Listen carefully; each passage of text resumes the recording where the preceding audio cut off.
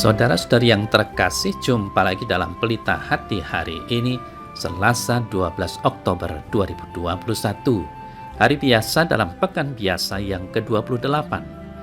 Bersama saya Romo Thomas Suratno SC dari Paroki Cilandak, Jakarta Selatan, mendengar dan merenungkan sabda Tuhan, yakni firman Tuhan yang tersurat dalam Injil Lukas, bab atau pasal 11, ayat 37 sampai dengan ayat 41.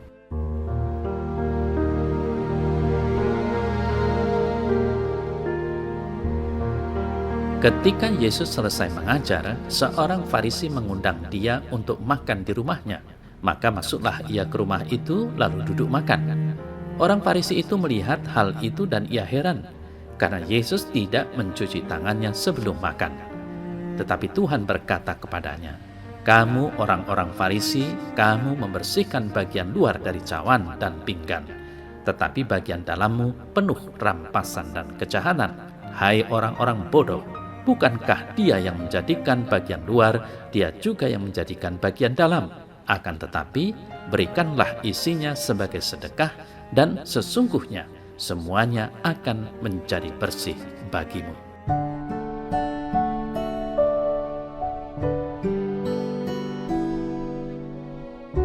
Saudara-saudari yang terkasih, salah satu kehebatan Tuhan Yesus, Ia tidak menolak undangan orang berdosa dan mau makan bersama mereka. Kali ini ia diundang untuk makan siang di rumah seorang Farisi. Ini adalah kesempatan yang baik bagi orang Farisi untuk mengamat-amati dari dekat perilaku Yesus. Yesus mengetahui hati kaum Farisi yang benar-benar mau menghayati hukum Taurat. Tetapi hal yang lebih penting bagi Yesus adalah Ia datang bukan untuk mencari orang benar, melainkan orang berdosa untuk bertobat. Itu sebabnya Ia tahu pasti ada masalah dengan kaum Farisi, tetapi Ia tetap masuk ke rumah orang Farisi untuk makan. Orang Farisi itu heran karena Yesus tidak mencuci tangan sebelum makan. Tentu hal ini kurang baik bagi orang Yahudi karena mereka harus membasuh diri sebelum makan.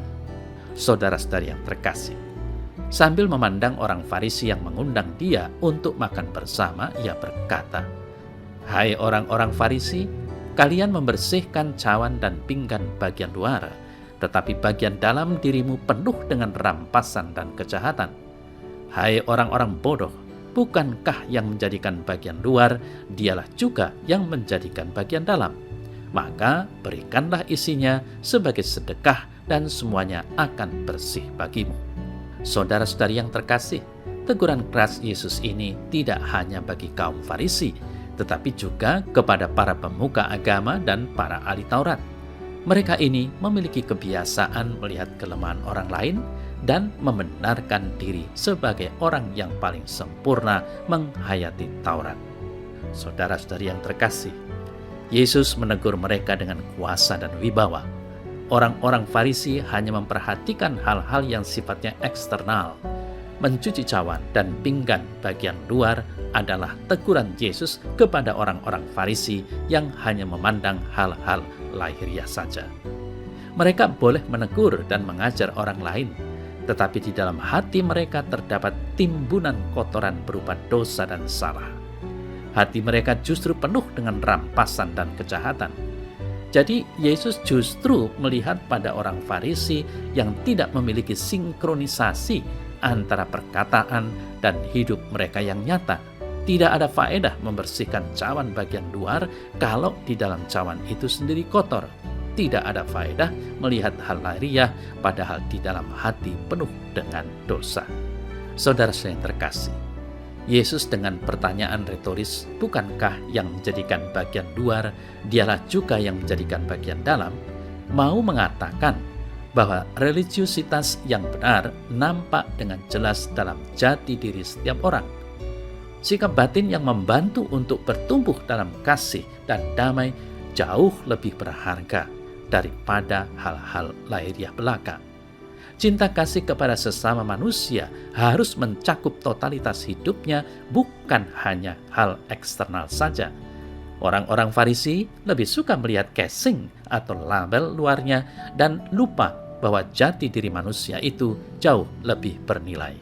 Saudara-saudari yang terkasih, untuk menjadi sempurna di hadirat Tuhan, orang tidak perlu banyak berbicara tentang cinta kasih, tetapi melakukan perbuatan kasih. Yesus berkata, "Berikanlah isinya sebagai sedekah, dan semuanya akan menjadi bersih bagimu." Perhatian kepada kaum papa dan miskin, saling berbagi adalah hal yang luhur dan patut dilakukan di dalam hidup.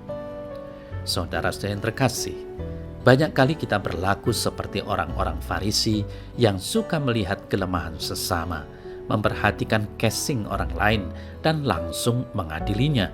Hal terpenting yang dituntut dari kita adalah kemurnian hati. Yesus berkata, "Berbahagialah orang yang murni hatinya, karena mereka akan melihat Allah." Matius 5 ayat 8. Ia juga mengajak kita semua, "Hendaklah kalian sempurna, sama seperti Bapamu di sorga sempurna adanya." Matius 5 ayat 48. Saudara-saudari yang terkasih, sabda Tuhan hari ini mengajak kita untuk bertumbuh dalam cinta kasih kepada Tuhan dan sesama. Setiap orang yang telah dikuduskan dalam pembaptisan terpanggil untuk memperhatikan sesama, terutama yang miskin. Mereka adalah pilihan yang tepat untuk melayani mereka. Tanda bahwa orang itu beriman kepada Kristus adalah kemampuannya untuk mengasihi. Kita terpanggil untuk bersih di luar dan bersih di dalam.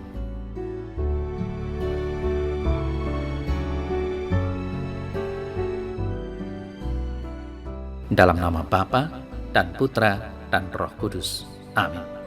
Ya Tuhan, dengan rahmat kekuatan-Mu, buatlah aku menjadi tanda dan pembawa kasih kepada sesama secara nyata, dengan perhatian dan memberi pertolongan atau membantu mereka. Amin. Dalam nama Bapa dan Putra dan Roh Kudus. Amin.